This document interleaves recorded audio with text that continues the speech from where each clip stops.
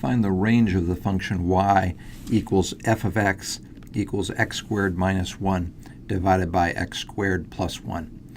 This particular function is known as a rational function because the numerator is a polynomial and the denominator is a polynomial, and they both happen to be second-order polynomials here. First of all, the domain of the function, as you can see, if you look at this function, x can take on any real number. So we have that taken care of. The question is, what's the range? And when you think about the range, you're thinking about what values can y take on. So one way of helping determine which values of y are possible is to rewrite y equals f of x in the following fashion. We know that it's given as x squared minus 1 divided by x squared plus 1. And if you rewrite the numerator as x squared plus 1 minus 2 divided by x squared plus 1, well, all you've done there is replaced your negative 1 with 1 minus 2. So we haven't changed the expression at all. But the reason we did that is we have an x squared plus 1 here and an x squared plus 1 here. So that can be written as 1 minus 2 over x squared plus 1. This way of writing it is going to be helpful in determining what happens as x gets very big and very small. So let's pick off a couple values here that might be of interest. First of all, f of 0 might be of interest. The reason that f of 0 might be of interest is that this expression over here is at its smallest when x equals 0. So take a look at it. When x equals 0, you have 1 minus 2 over 0 plus 1. That's the same as 1 minus 2 over 1, which is 1 minus 2, and 1 minus 2 is a negative 1. That is its smallest value. You could try a couple other values. Notice if you have f of 1, let's plug that in. F of 1 will be 1 minus 2 divided by 1 plus 1. Well, 1 plus 1 is 2. 2 divided by 2 is 1, and 1 minus 1 is 0. Now think about it for a minute. If you then try to figure out what f of negative 1 is, negative 1 squared is positive 1, so f of negative 1 is going to give us exactly what we have for f of 1, and that is also a 0. And you probably recognize right away that this right here is an even function, so its graph is symmetric about the y-axis.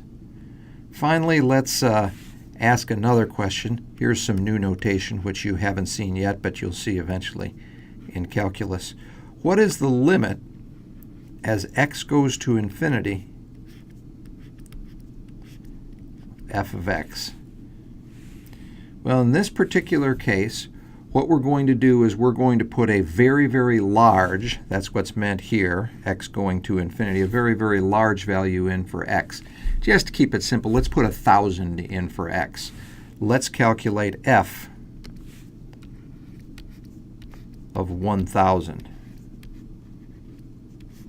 Well, f of 1,000 is going to be 1 minus 2 over 1,000,000 plus 1. So this turns out to be 1 minus 2 over 1,000,000 and 1. Well, 2 divided by 1,000,000 plus 1 is a tiny little number, so this is just slightly less than 1. So back to the original question, what are the values that y can take on? We know that the smallest value that it can take on is negative 1. So as we're writing this range here, we would say the set of all y such that y we know can take on the value -1. And since this approaches +1 in the limit, we can say this is less than 1. So there is the range of the function. If you wanted to do this graphically, that'd be perfectly legitimate as well. You can draw your axes in this fashion. Here's x, here's y. We know that f of 0 is -1, so this point right here is on the graph. We also know that f of 1 is equal to 0, so this point is on the graph. We also know that f of -1 is 0, so this point is on the graph. We also know that in the limit it is approaching 1 with this one particular example. So this may not be a perfect sketch here, but it's going to look something like this, where it is asymptotically approaching this horizontal asymptote in the limit as x goes to plus and minus infinity. Don't forget, this is an even function, so it is symmetric about the y-axis.